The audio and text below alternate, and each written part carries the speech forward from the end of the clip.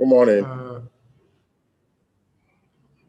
As suggested in the title of the event, the distinguished senior advocate will provide legal analysis on some of the recent events surrounding the Edo State election, and this will take the form of an interview. Please post your questions in the Q&A section of the Zoom or whichever platform you are watching from.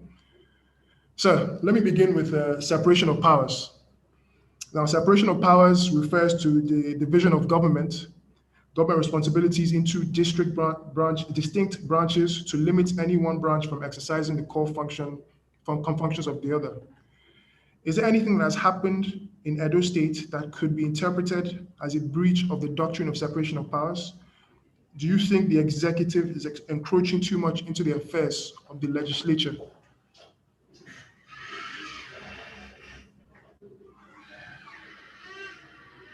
Well,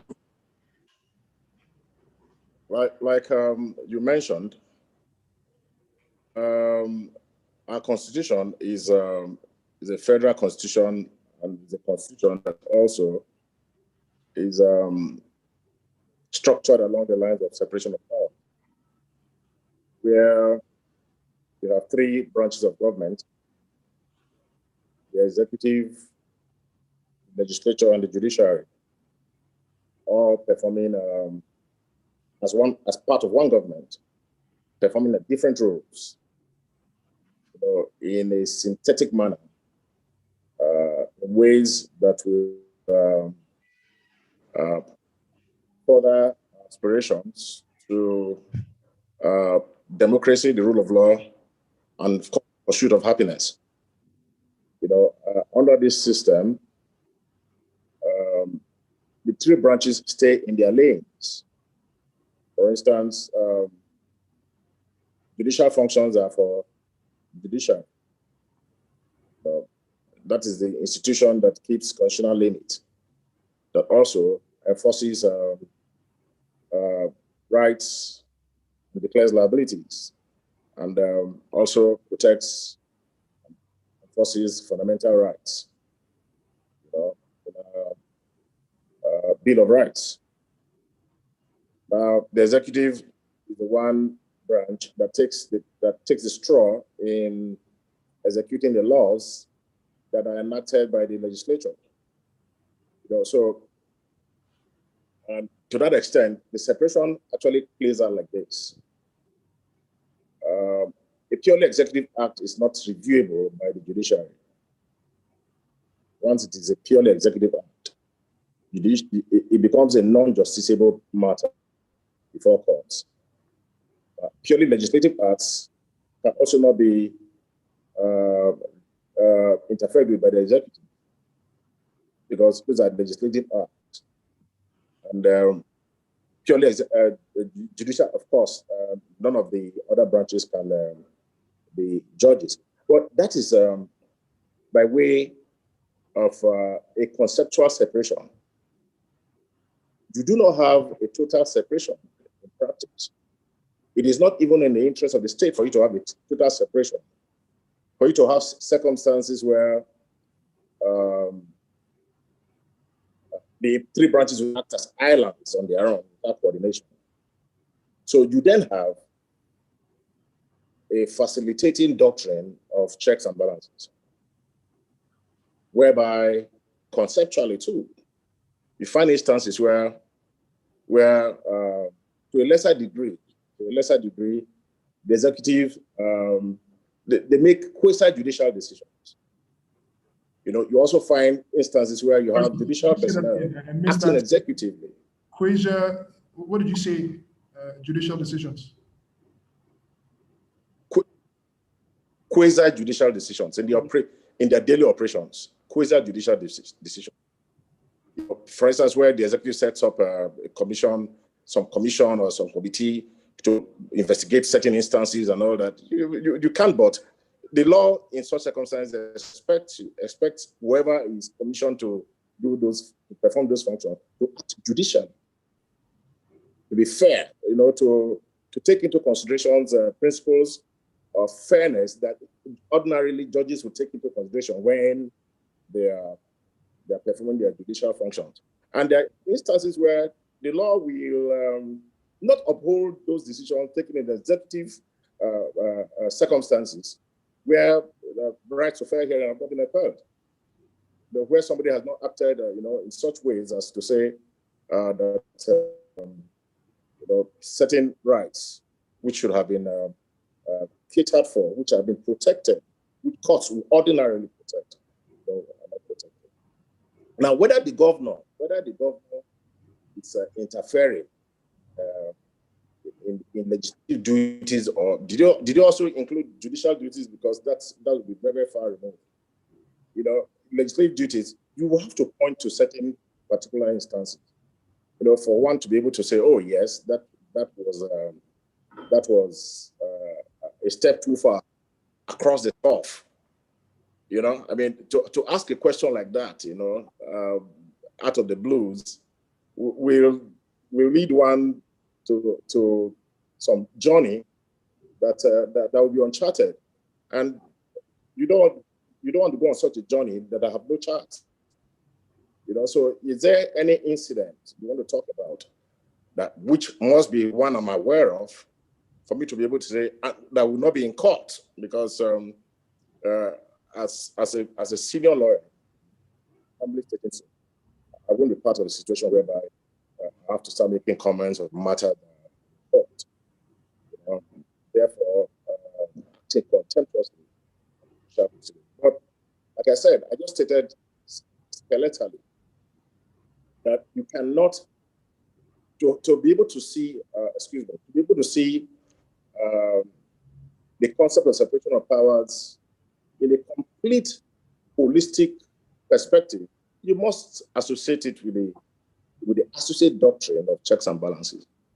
It may well be that the instances you have in mind is one where the governor may be acting pursuant to the doctrine of checks and balances, where both institutions, the executive and legislature, will have to, act in sync, or rob functions.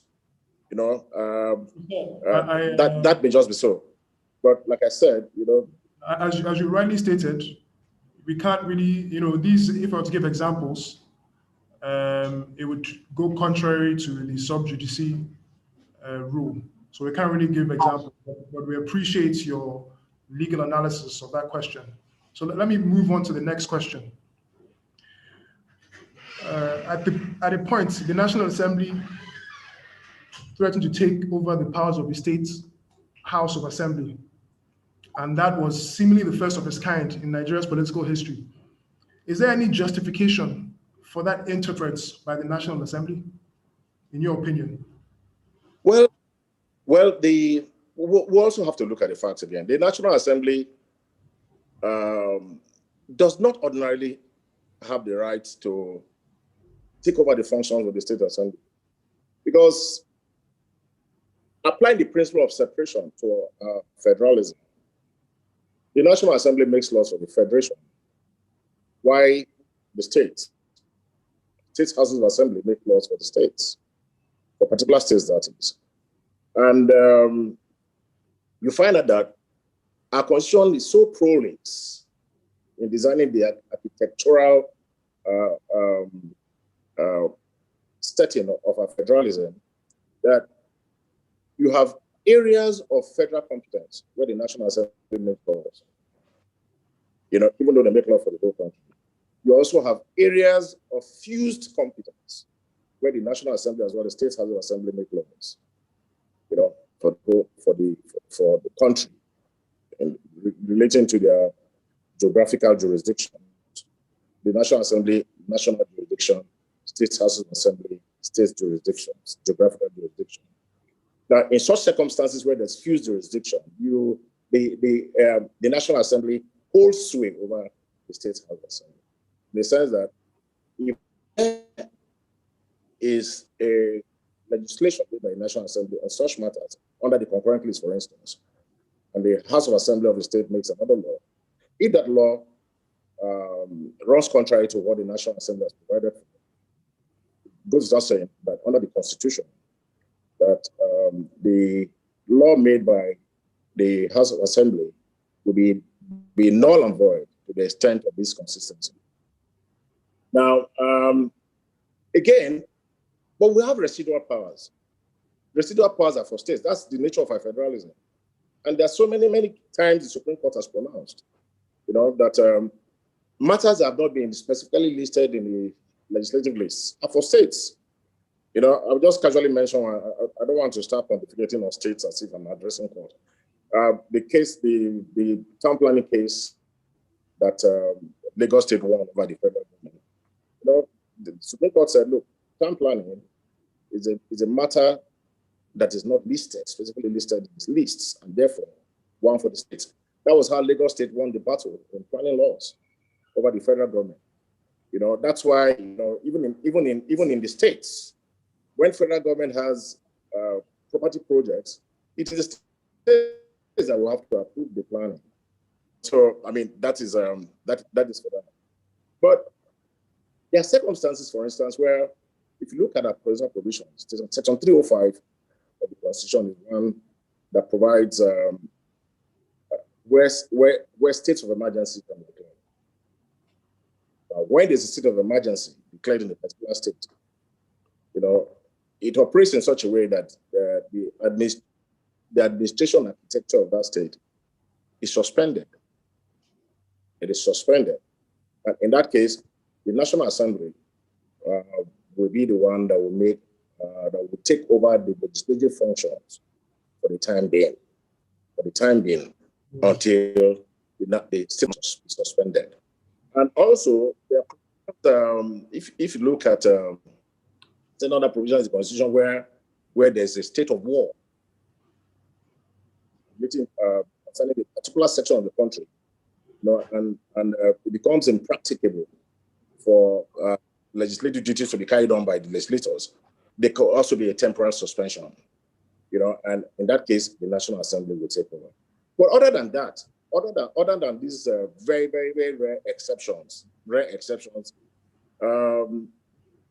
it is not usual for the National Assembly to want to posture, as if because it is a National Assembly, it can make laws for the whole country and take over the function of the State Assembly. That is not what a constitution conceives. It will not be allowable for that kind of conduct. It would be an attempt, which gives mutual jurisdictions, mutual sovereignties. The National Assembly is sovereign in its areas where it has competence. And in those areas where it does not have competence, it cannot drag that sovereignty over the State House of Assembly. The State House of Assembly is sovereign in residual matters, for instance. I just gave you an example of planning laws, how Lagos went.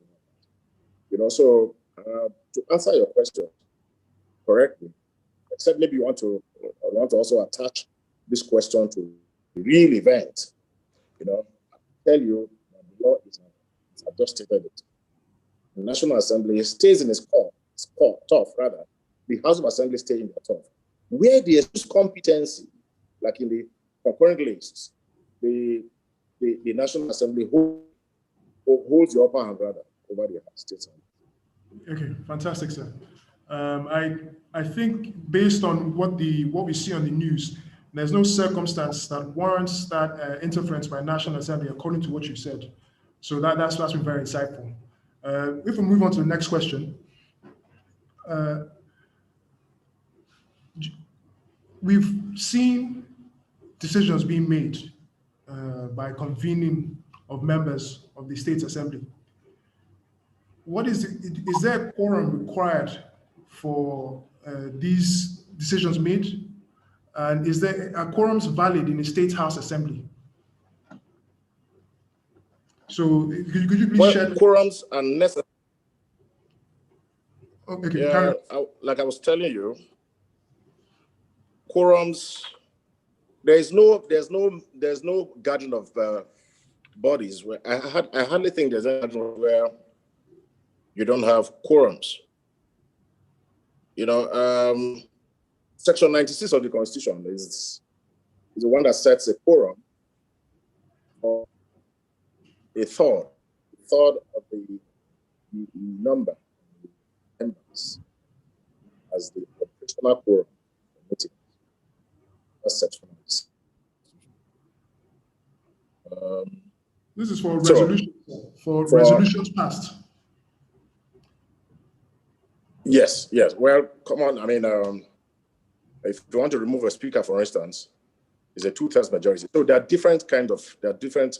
You need you need different kinds of quorums for you to be able to operate the House of Assembly. But the general quorum is a third. General quorum is a third members of the House of Assembly. So if you have your House of Assembly, that's 24, you will have 8. You know, and then if you have 7, then if you have more than 8, you have it. You know, so that is what the law requires for quorums. But it has to be able to do business. I just cited section 96 of the Constitution. Okay, sir. So based on that, we can sort of draw parallels with what's happened in the State Assembly and come to our own conclusions. Well, thank you very much for your time, sir. No, go on. Carry on, sir. Well, Mr. Abu, sometimes, these questions, when they are general questions, it's like if you do relate them to events, they become, then you have the opportunity of getting contextual answers. You have the opportunity of getting contextual answers, for instance. So you have to, if you relate them to events, you probably be able to explain it. But like I said, the Constitution has provided a quorum, 8 for the House. Okay, sir. Well, thank you very much for your time, sir. We will contact you with regards to the footage of this, and you can find it on YouTube and on all our Business Day platforms.